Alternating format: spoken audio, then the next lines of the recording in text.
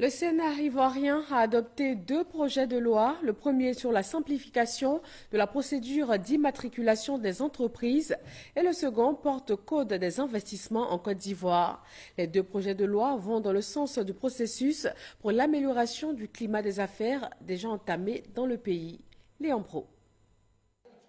Après l'Assemblée nationale, le ministre auprès du Premier ministre chargé de la promotion des investissements face à la Commission des affaires économiques et financières du Sénat, Esmaël Issis, fait adopter par les 16 sénateurs le projet de loi pour la ratification de l'ordonnance portant code des investissements sans épreuve majeure. C'est que les 2 parties ont très tôt convenu des avantages offerts aux investisseurs, entre autres l'exonération et le crédit d'impôt. Ce code parle pour la première fois du contenu local. Ce code insiste sur les éléments d'environnement et surtout sur les obligations sociétales des investisseurs en Côte d'Ivoire.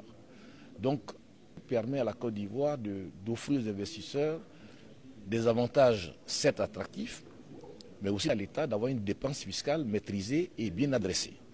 Code des investissements aussi consensuel car approuvé par les ministères économiques, le secteur privé et les partenaires au développement, précise l'émissaire du gouvernement qu'accompagnent également les sénateurs dans le projet d'institution d'un identifiant unique pour l'immatriculation des entreprises. L'identifiant unique permet aujourd'hui en Côte d'Ivoire d'avoir un seul numéro qui identifie une entreprise. À l'époque, on en a 4. L'investissement national représente 50% de l'investissement privé en Côte d'Ivoire.